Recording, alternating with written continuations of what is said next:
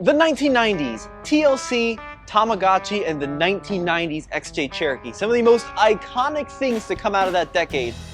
Okay, maybe Britney Spears and some bad stuff with Bill Clinton, but the XJ Jeep Cherokee is one of the most famous shapes of any vehicle ever made.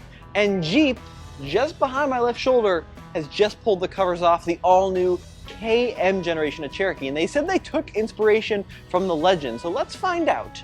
Did they do enough to make the KM a worthy successor of the XJ? Jeep Cherokee has some advantages you ought to look into, like superior cargo room and room for 5 with a choice of 2 or 4 doors and 4-wheel drive you can shift on the fly. Well, boom! There you have it, the all-new Jeep Cherokee. And it's not just a reskin of the old one. Everything underneath has been revised, and it's got a pretty crazy powertrain underneath the hood. Let's get into it. The previous generation Cherokee was known as the KL, and naturally, this new generation is called the KM. Now, this vehicle was revealed to us a little while back, and we did some initial videos, but then all we knew was what it would look like and that it would be a hybrid. Now we've got all of the specifications for this powertrain, this all-wheel drive system, and more. Now, Kase, that XJ was legendary for the 4-liter inline-6. It made 160, 180 horsepower depending on the configuration.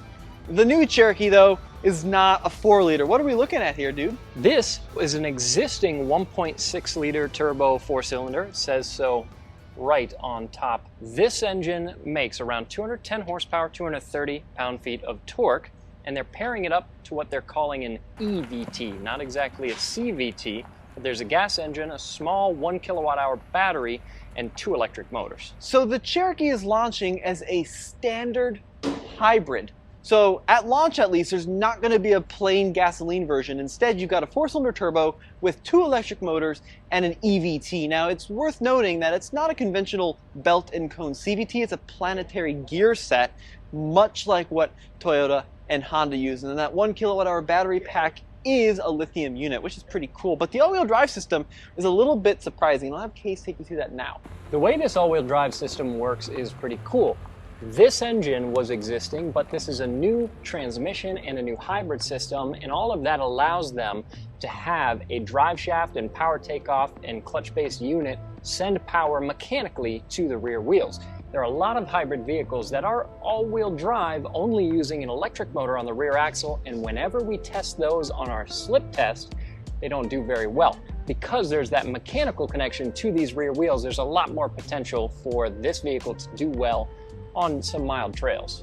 And mild trails is the term of the day, at least for now, because Jeep has shown the new KM Cherokee. They've talked how it's based on the STLA large platform, and they showed us vehicles like this limited, but crucially, we haven't seen the Trailhawk. However, Jeep did say an off-road trail-rated version is coming, the Trailhawk. We don't have any details on that, and I wish I could tell you all the cool specs, but what I can tell you is even the standard Cherokee, at least according to the PR rep, has the best in-class approach and departure angle, and it has about 8 inches of ground clearance in the standard trim, and all Cherokees, at least at launch, are going to come standard as a hybrid and come standard with all-wheel drive.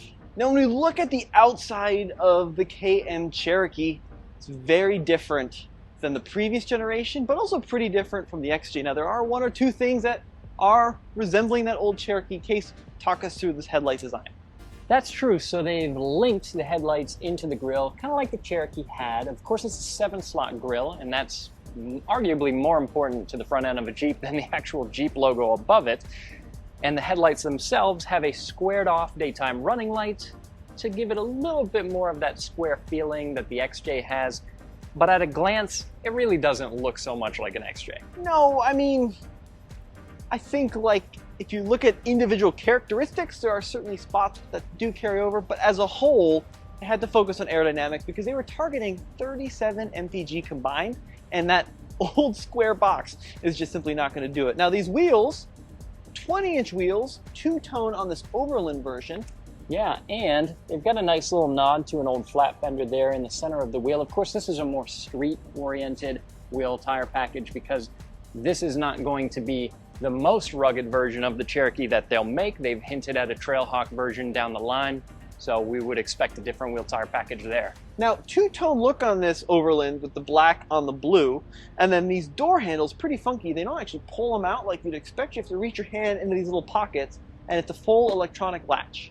Yeah, that's true. And it's kind of cool the way that they did this two-tone roof is it stops at the rearmost pillar here. And another little nod to the XJ. It's pretty minor. It would take, I think, a serious XJ fanatic to notice it. That cut line on the tailgate is a nod to the XJ. This whole rear end is just vertical fall, vertical cliff, and then pretty crazy looking taillights. Yeah, so they say they designed the look of these taillights to mimic a little bit of a military-style jerry can, which I could kind of see. But the main thing that I think of when I see that X pattern in the taillight is Tommy's favorite, the Renegade. I do love me a Renegade, even if Kase doesn't. And then popping over the trunk here, this is where you're going to find a lot of the increase in storage capacity, up 30% because of that added length. Exactly, so they're saying 33.6 cubic feet with the seats up, and if you fold them down, 68.3 cubic feet of space. Now, Kase, why don't you come on the other side? I just want to show off a couple interior things really down much more upscale with this kind of width to the dashboard. This middle screen, 12.3 inches, right, Kase? Yeah, and a 10.25 inch screen for the instrument cluster. So it's very much modernized. You've got the octagon shape to the steering wheel that feels pretty nice in the hand, but they've certainly tried to make things, like you said, more upscale, a little bit more futuristic.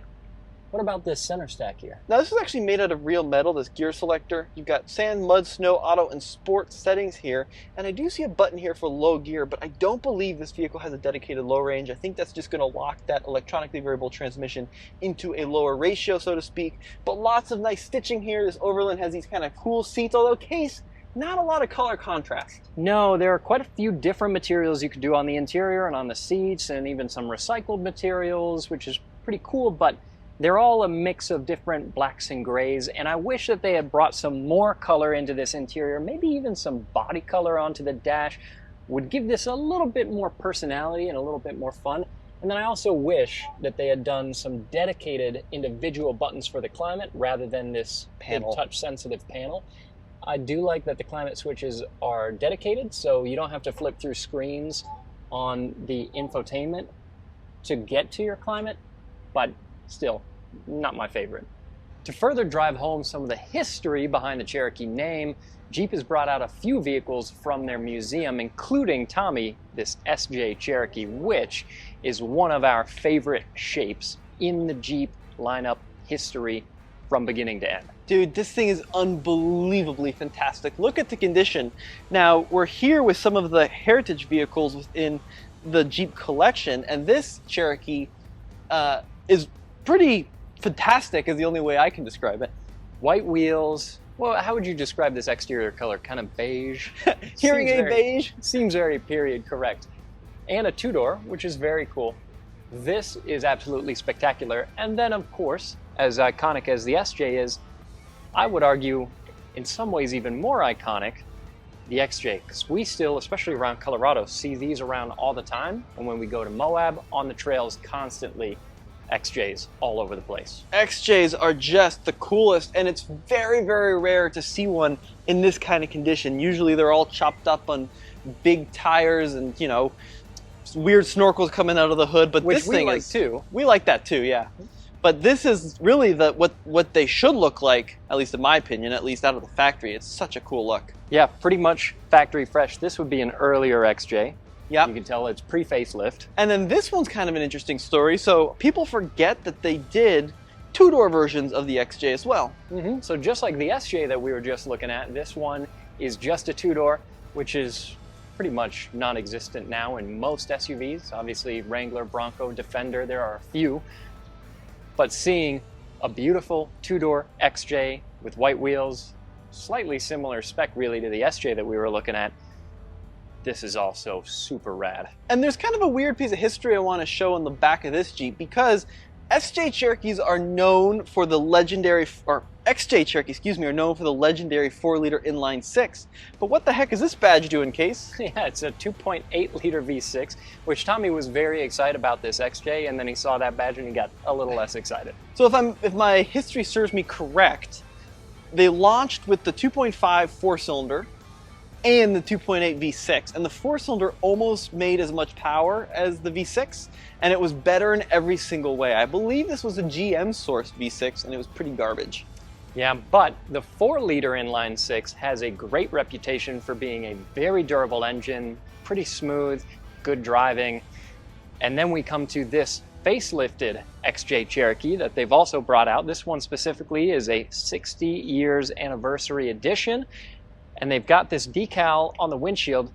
Now, some of the folks that we talked to didn't have too much information about this specific model, but as best we can tell, this could be one of, if not the very last XJs to roll off the line when these discontinued in 01. Yeah, so I think this is probably, using some of my context clues, number 2,884,172. This was a 60th anniversary edition of the XJ, but the coolest part's back here. Yeah, it's going to be impossible to see through camera, but the window sticker is still here in place, and it says $21,915. That's base, though. Look at all the options. That's base. Options bring it to $25,080. Ooh. But very cool. We aren't allowed to open up the door and look inside this, but I would imagine, judging by the condition of this, it's probably delivery miles. So hopefully, if enough people watch this video and some of our other classic vehicle videos, maybe we can come back to the museum here and get a chance to actually jump inside of and drive some of these classics. So this is a really interesting product that Jeep has launched, because with the hybrid system, they're targeting 37 mpg combined, 40 mpg in the city, and a total range of 500 miles. But when you consider the overall design of this vehicle, it's not really in the same ballpark as the XJ Cherokee. That was really small, very tall, with solid axles, built for regular off-roading. At least with the standard configuration, it looks very street-worthy, but I'm not sure it's going after the same target market as that old one. That being said, there's still more to come. The Trailhawk model is the one that Tommy and I are going to be the most excited about, especially if they do something similarly rugged to the previous generation Trailhawk. That would make this a reasonably capable vehicle for its size and especially for its class. So let us know what you think in the comments down below. That's all for now for the reveal of the new Cherokee, and we'll see you next time.